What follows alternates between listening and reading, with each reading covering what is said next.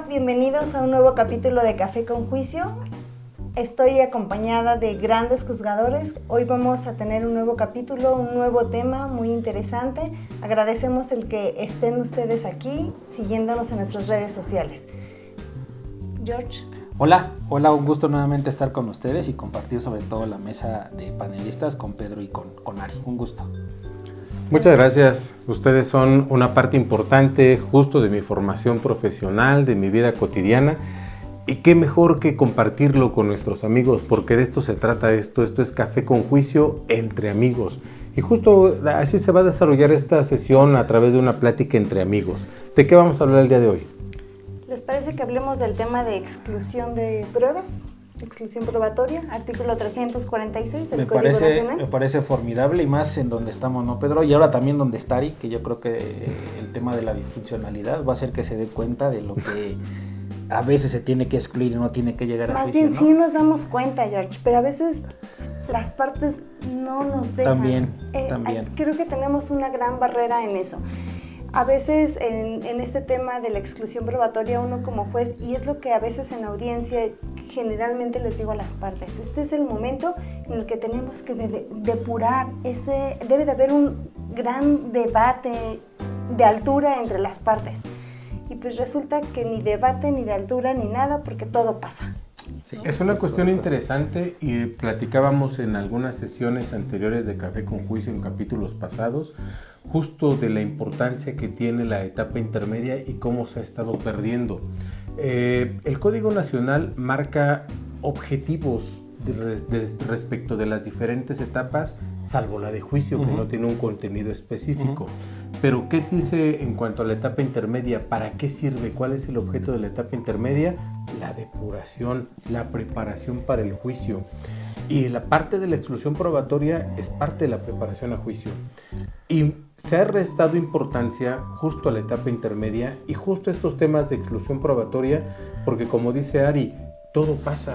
Porque antes la etapa intermedia se le daba un valor inmenso, un valor preponderante, era una etapa muy técnica que nadie quería llevar ni siquiera como partes, ni siquiera como juzgadores, y que ahora llegan al debate y a audiencias intermedias de 10 minutos en donde dicen, ¿hay debate en cuanto a los medios de prueba? No, ninguno, se admiten y se acabó la audiencia, cuando no le dan la importancia debida a una exclusión por las causas que marca el propio Código Nacional, violación de derechos humanos, sobreabundancia, impertinencia, y que después, cuando llegan a juicio, es cuando quieren debatir este tipo de temas y estamos impedidos. Porque no solamente la exclusión probatoria tiene vida en la etapa intermedia, sino que pretenden revivirla en la etapa de juicio. Y fíjate que en este tema yo recuerdo que hace rato platicábamos de Ricardo, ni de los ejemplos que daba, pero también aquí yo utilizo un ejemplo que me gusta. Es como cuando preparamos las vacaciones, ¿no? Si vas a la playa, ¿qué debe contener tu maleta? Pues toda la ropa, todos los accesorios, todos los bloqueadores, las cuestiones que se necesitan para ir a la playa, ¿no? Cuando llegamos a la aduana donde nos revisan la maleta, empiezan los nervios. Porque, híjole, a ver qué nos van a bajar del avión, a ver qué no puede pasar, a ver qué... Y justo es la etapa intermedia, esta fase de la aduana, ¿no? Tenemos que revisar las maletas y ver qué es lo que llevan dentro. Y si lo que llevan dentro no va a ser útil, pues entonces hay que sacarlo y no hay que dejar que pase eso hacia ese viaje.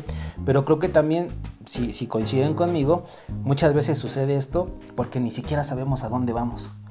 Es decir, ni siquiera hemos planificado el viaje. Vamos a donde nos lleve el viento. Entonces, si no tenemos marcado una estrategia en la etapa intermedia, ahí se debe de materializar, pues entonces no voy a dejar que abran mi maleta. Mejor que pase todo y en juicio voy viendo que sí me sirve y que no me sirve. Yo lo equiparo lo explico con ese ejemplo, ¿no? La teoría del caso, en un momento dado, y llegando a tu ejemplo, es una brújula. ¿Hacia dónde quiero ir? ¿Pero por qué? Porque tengo un destino determinado y tengo ya un objetivo previo, bien fijo, en donde tengo que verificar con base en mi teoría que todos saben que se va construyendo desde el inicio, desde que tengo acceso a la carpeta, etcétera, ya tengo esa brújula. Otro ejemplo con tus maletas, viaja ligero, viaja bien. Exacto, sí. Viaja ligero, viaja bien. ¿Y qué pasa? Llevamos mucha carga a juicio para que después en juicio ni lo materialicemos ni lo sepamos utilizar, en donde hasta nos desistimos o no hay preguntas. Sin preguntas. Entonces, ¿para qué llevamos esto? Porque vamos a partir de que desde el inicio las partes no saben ni siquiera cuál es su autoridad del caso, no saben cuál es su estrategia, no saben al destino a dónde van. Y si no saben, pues entonces ahí es cuando en su acusación, en su coadyuvancia o en su contestación, ponen todos los medios de prueba que están integrados en la carpeta de investigación sin hacer un análisis justamente de qué es lo que sí les sirve, qué es lo que sí vale la pena debatir y qué es lo que de plano ni me va a servir. Adelante, pero eso pasa justo por eso, porque no tenemos un objetivo bien definido.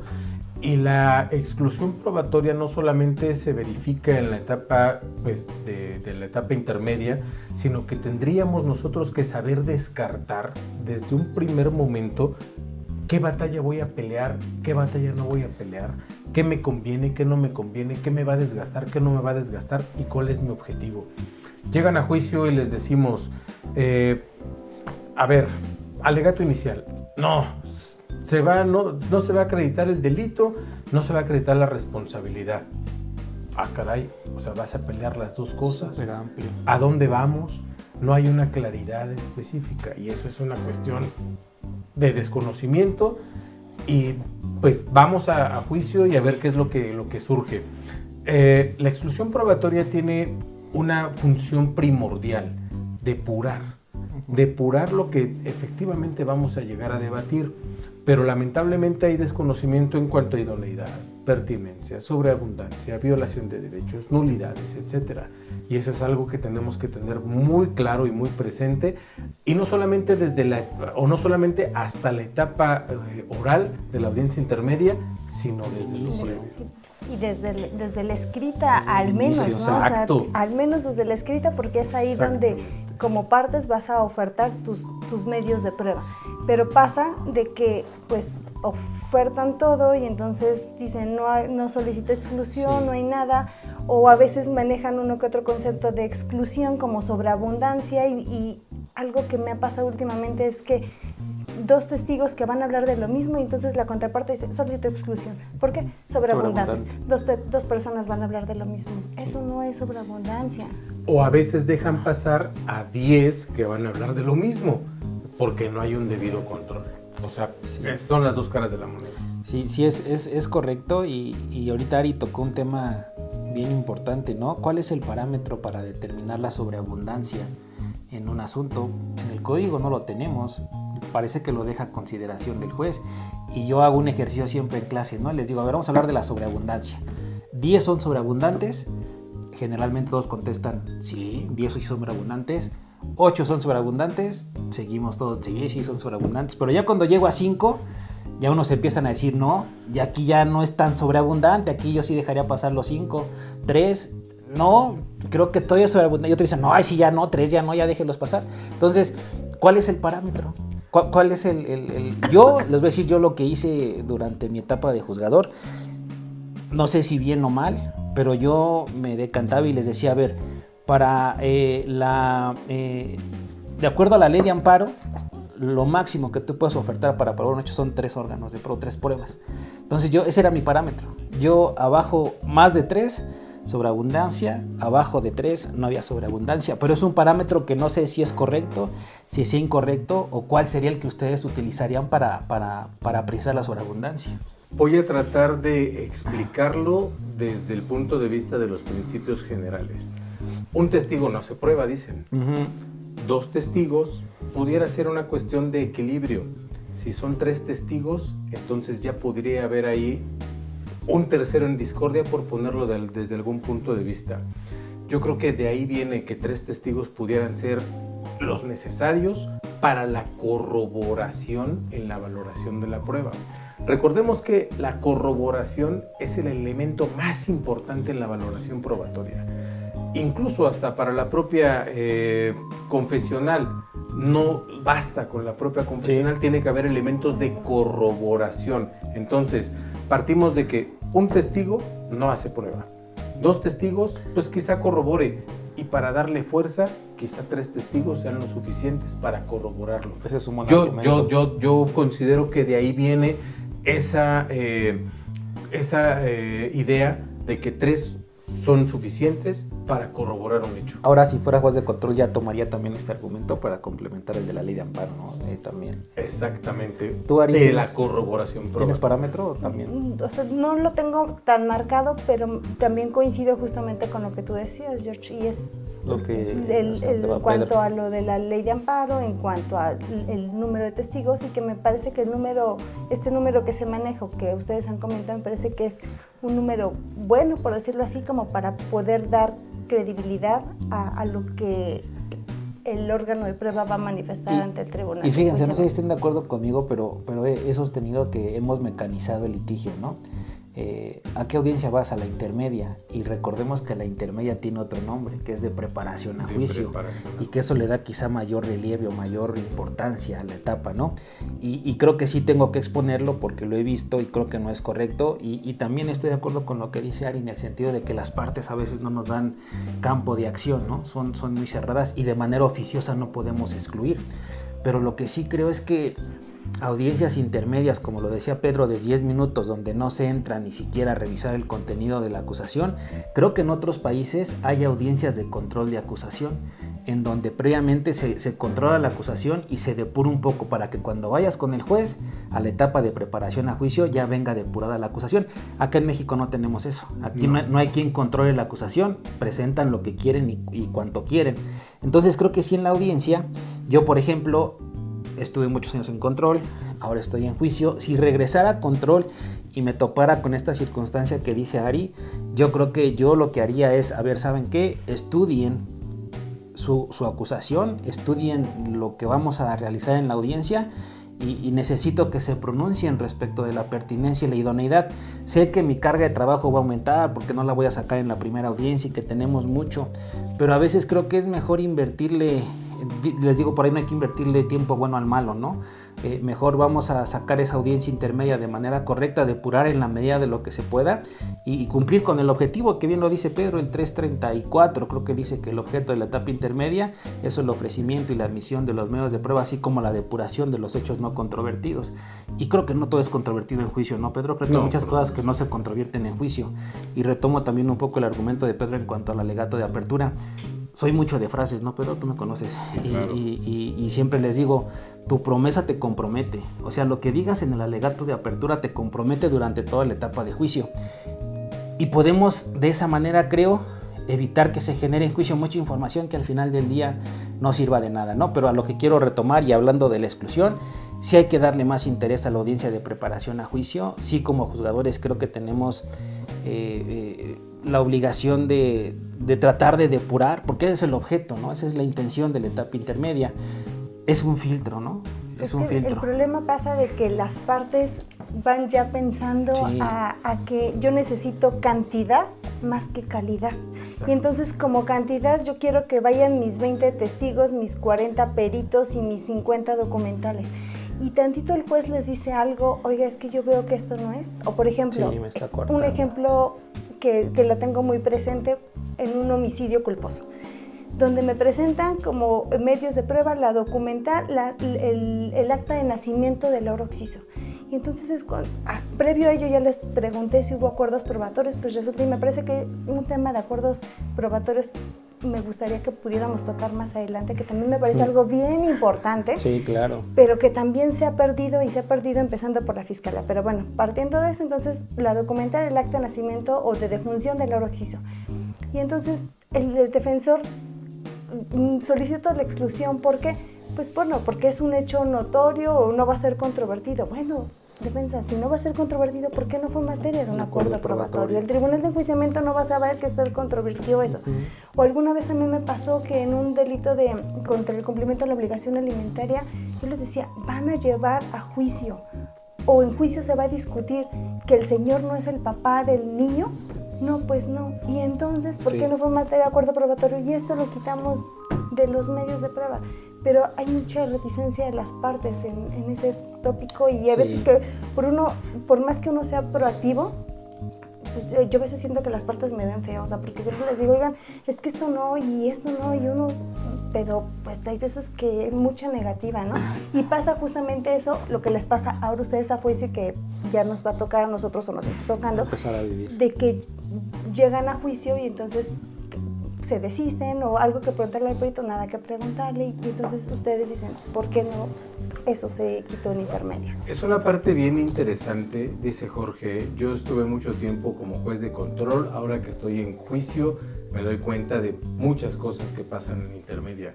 Contrario a ello, yo llevo muchos años de juicio y llevo menos ahora ya que de control, aunque he estado en todas las etapas, hasta en la unidad especializada, etcétera. He pasado por los diferentes cargos de la función jurisdiccional y todos me han enseñado. Y yo siempre ha sido una crítica que he hecho hacia mis compañeros jueces de control, que no se depura debidamente el proceso y hasta que no están llevando juicio se dan cuenta de la importancia, no porque no lo sepan, sino porque es una cuestión diferente y que a veces, como dices tú, efectivamente no compete solamente al juez, sino a las partes. Hay una frase, y dice Jorge, soy mucho de frases, y es una frase que no es de él, pero que me gusta mucho, que dicen que las partes deben de ser el nutriólogo del juez. Sí. Y lo mismo pasa con la exclusión probatoria. Si nos vamos a esa parte, sí, claro, tienen que darle la información lo necesario, de calidad, ¿no? lo necesario, lo que no vamos a excluirlo. Para afuera, sí. ¿Para qué? No lo necesito, no necesito la sopa marucha, no necesito las papas fritas. Vamos a lo que realmente va a dar la información de calidad al juez, no como cantidad, sino calidad. Hay un término, o lo han escuchado siempre, que dicen, no importa el aspecto cuantitativo, sino el aspecto cualitativo. Vámonos al lenguaje sencillo que siempre se ha pugnado en este sistema. No es cantidad, es calidad. Y eso genera, y en todas las etapas, o en todo el conocimiento de las personas, saben que es mejor la calidad que la cantidad. Entonces, esa es la importancia de la inclusión probatoria. ¿Están de acuerdo? Sí, completamente. Que no nos dé miedo el decir, esta prueba no me va a servir, ya sea yo como Ministerio Público, cuando yo la oferté en mi escrito, decir, esta no me sirve y de una vez la quito. No pasa nada.